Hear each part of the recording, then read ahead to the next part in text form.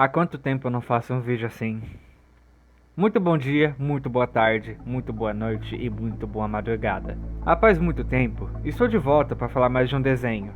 E o desenho que vamos falar hoje é um desenho que eu amei muito. A Casa Coruja, um desenho que eu já ouvi falar dele, mas eu demorei acho que um ano para assistir. E eu me arrependo que eu não tenha visto antes, quando o pessoal falava muito dele, porque é um desenho incrível.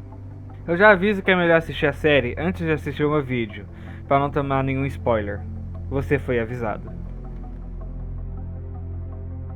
Vamos começar com algo básico: os personagens. Em vez dos personagens serem algo vazios ou só existirem, algum deles tem uma grande história por trás. A Luz é uma garota que não é compreendida por ninguém, por causa do jeito que ela age e pensa, então ela é excluída.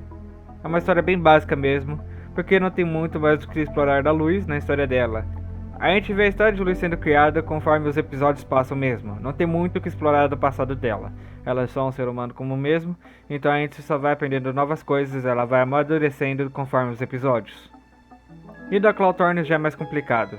A gente aprende durante a série que ela é a bicha mais poderosa das Ilhas Escaldantes, porque foi a única que foi contra todas as ordens do Imperador Belos, que acredita que o mundo é melhor se as magias foram limitadas para cada pessoa. A Ida discorda disso, então ela tem todos os tipos de magia. E como ela é uma bicha poderosa e tem uma casa que a protege, ela nunca foi capturada pelos guardas. E também a própria irmã de Ida é encarregada de capturá-la, mas obviamente ela sempre falhou com isso. Ida também é conhecida como uma mulher coruja. Sua casa é uma coruja que tem vida, o seu bastão é uma coruja também. Mas seu nome deve ser ao fato porque ela tem uma maldição. Ela tem que beber o elixir para impedir que a maldição faça que ela vire um monstro coruja. E descobrimos mais tarde que foi a sua própria irmã que amaldiçoou ela. Essa história da maldição eu vou contar depois, quando eu começar a falar da irmã dela. King, ou como podemos chamá-lo, King Clawthorne. Já por falar assim, não tá nem escrito no meu roteiro, mas eu preciso falar que o King é o melhor personagem desse desenho e acabou. King é um demônio, literalmente no caso.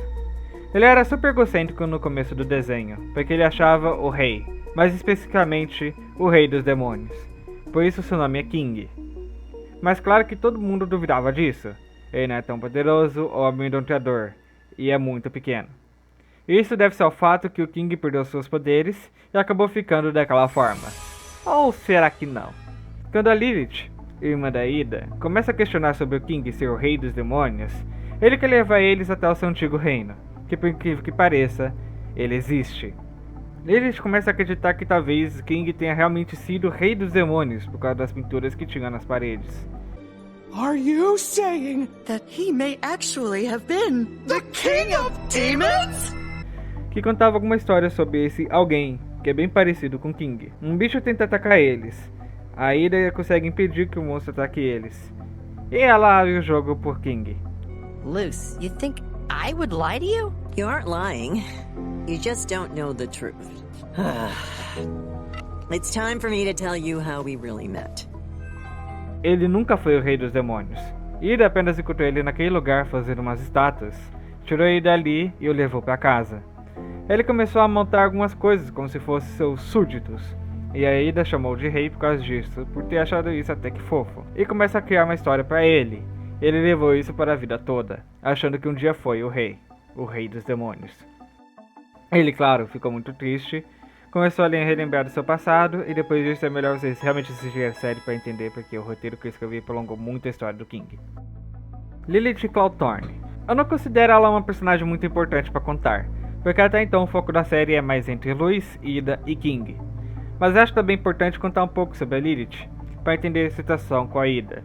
Lilith e Ida são irmãs, e gostavam muito uma da outra, só que a Ida sempre foi mais forte que a Lilith. Então a Lilith e a Ida queriam se juntar ao clã do Imperador, mas descobriram que só entraria aquela que fosse mais forte. Lilith, sabendo que ia perder, amaldiçoou sua irmã enquanto ela dormia para que os poderes dela ficassem mais fracos. Mas durante a luta, ela teve uma surpresa. Ida não queria lutar contra sua própria irmã, e só desistiu para que ela ganhasse. E aí a merda rolou. A Ida virou um monstro coruja pela primeira vez, e não seria a última. Lilith acreditou sua vida toda que o Imperador poderia tirar a maldição da irmã dela. Então ela deu um jeito de capturar a Ida, mas descobriu que Belos não iria tirar a maldição dela, iria purificar ela. Então Lilith traiu o Imperador para salvar sua irmã, fez uma magia para que agora as duas tivessem a maldição, para que a maldição de Ida fique mais fraca e ela não fique mais na forma do monstro coruja. Ficou um tempo com sua irmã e foi embora com sua mãe. Não a sua, a da mãe da Lilith. Alguém provavelmente vai querer que eu fale do Imperador Belus, Willow, Gus e a Emmett. Mas eu preciso dizer que eu não acho que teria muitas coisas importantes para contar sobre esses personagens. O Imperador Belus a gente não conhece muito de sua história ainda, além do que ele acredita e o que quer fazer.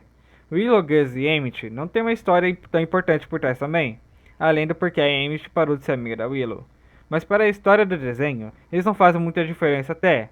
Eles não têm uma história triste e profunda por trás, porque até então são tipo crianças, não tem que explorar neles. Eu acredito que o desenho pode ter uma história por trás de muitos personagens ainda, e uma história enorme do que é Ilhas Escaldantes. Só que eu duvido que a gente vai ver isso. A Disney cancelou The Owl House, e o desenho só vai ter até a terceira temporada com 3 episódios especiais de 44 minutos. Segundo o que eu vi em uns sites, a Disney simplesmente cancelou o desenho porque para eles a série não se encaixa na marca Disney. Infelizmente a Disney é um tremendo pau no cu. A primeira série que eu amei e vi tudo na Disney foi Star Wars Forças do Mal, mas até esse desenho foi cancelado e por isso só durou 4 temporadas. Por isso o final foi forçado entre a relação entre Marco e Star, porque eles não tinham como explorar mais coisas. E acredito que a Star vs Forças do Mal e a Casa Coruja não são séries que têm ou tiveram pouca audiência. Muita gente ama esses desenhos. Até hoje eu ganho muita visualização no meu vídeo de Star vs Forças do Mal e já faz 2 anos que eu publiquei o vídeo.